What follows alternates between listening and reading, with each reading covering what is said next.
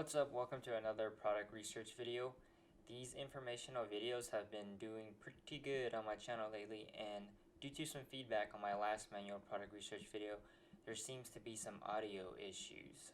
So, this one will be a little more detailed, but it will be mainly the same as the other one because nothing much has changed when doing manual product research. All you really need to know is, does it sell and what's the price of it and how much you will make. I'm going to break this down into 3 criterias. First is sales rank, second is price, and third is who's on the listing. I also forgot to mention that you will need Keepa to show you the price history of a product on Amazon.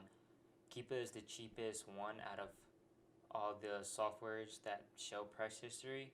If there's anything less than $20 that will show the history of a product on Amazon, feel free to leave it down in the comments below. But if there isn't anything, Keepa is your best bet. Now let's not waste any time and let's get into the research. First, let's cover the first thing that I look at when analyzing a product, and that is sales rank. So sales rank is very important because it gives you an understanding of how many times a product sells within a given month, week, year, or a 90-day period, depending on what the time frame of data you are looking at. Let's take a look at this Keepa chart for one of the products that I sell in my actual dropshipping store. Looking at this chart, you can see the sales rank going up and down. That's a good signal that a product is selling consecutively.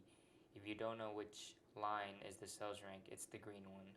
Every time it drops, that's a signal that at least one sale has been made.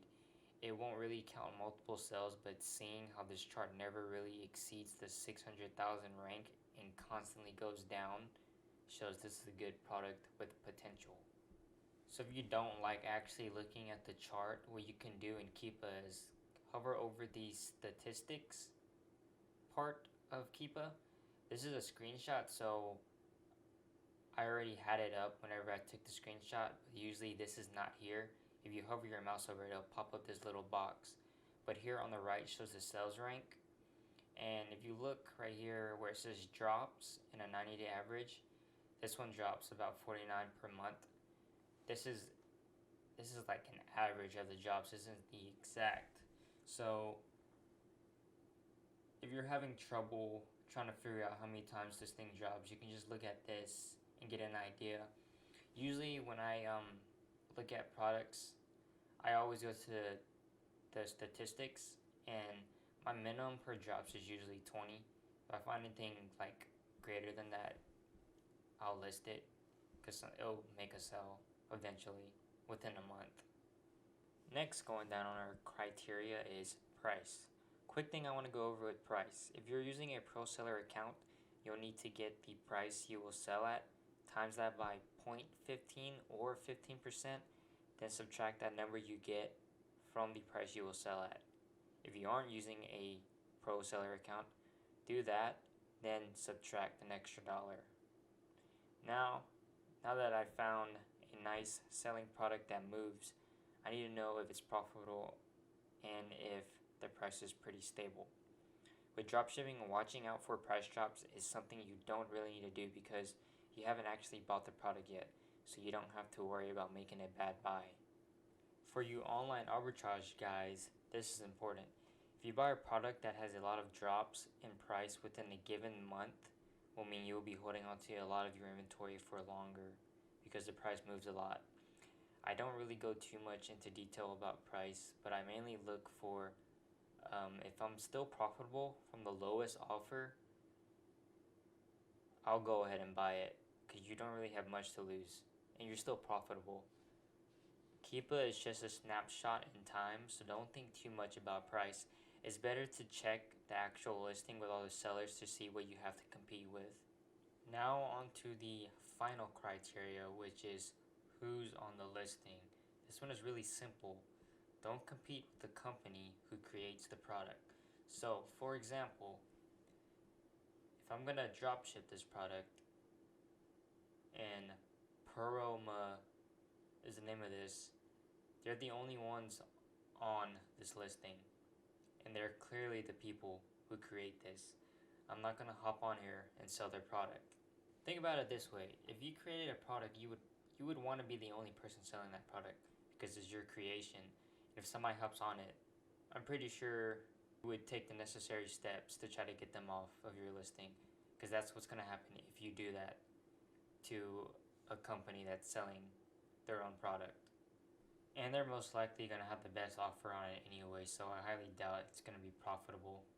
Also, I used to think if you hop onto a listing that has Amazon on it, you won't make much sales. That is completely false. I've hopped onto a listing before that had Amazon on it, and I undercutted them and still made a boatload of sales. Although I don't recommend competing with them on a product listing as a long-term business model, because you'll never know what they'll do. But if there's opportunity for you to get a product at a nice discount and you're able to compete with Amazon, I'd say go for it, but only for a short period of time. Alright, so now that you know what to look for when doing product research, let's do some real-time actual product research with our newfound knowledge. For this example, in this video, I'm going to be using Walmart as my supplier. And I'm also going to be looking at products from a drop shipping point of view, because that's what I'm currently doing. Alright, so let's head over to the...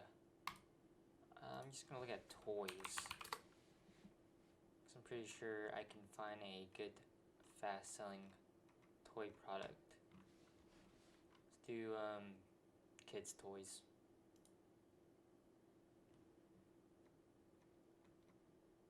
Alright, so basically you're just going to find a product, click it, copy the title, and then head over to Amazon and just paste it and find it. So that one is a pink bird. It's fine. Oh, here's a white one. Alright, it's right here. There's 14 sellers on it, selling for $19.64. I forgot that I'm dropshipping. So I'm dropshipping. I'm not going to look at Prime offers because I am dropshipping.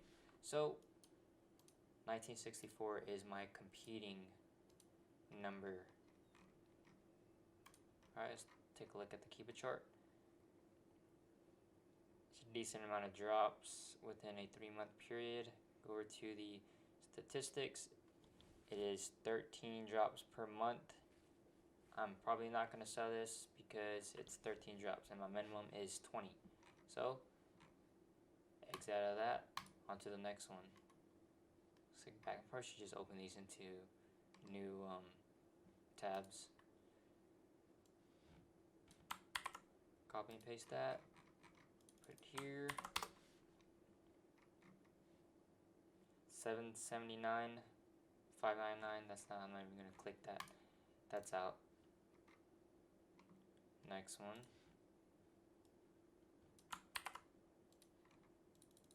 Yeah, so you basically do this over and over again. $17.59. This one is matched, so that's not going. Bought this $40 robot.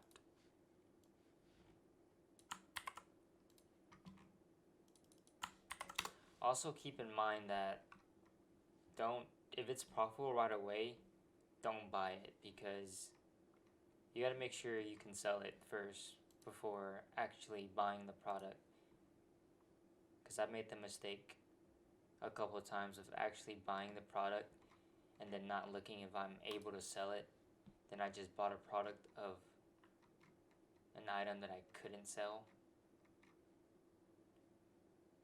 So this is new. It's only been on Amazon for 230 days, and this looks pretty good for this part of the chart.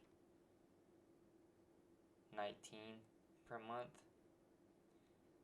So I would sell this product. I mean, it's 19 per month and my minimum is 20, so that's like -1. It's like pretty close to 20. Now let's run the numbers for it. If I were to sell it new is $49.99. There's only 2 offers on this. And then creator or the manufacturer is Contixo. Alright, so $49.99. Let's pull out our calculator. One second. Alright. We're gonna do $49.99 times 0.15%. 7.4985. You're gonna round that up to 750. It's gonna be $49.99 minus 750. It's $42.49. That's how much Amazon will pay you. And the product costs, if you were tax exempt, it would be $40.98. You would make $1.51 from this product if you were tax exempt. If you're not, this is probably not going to be a profitable product.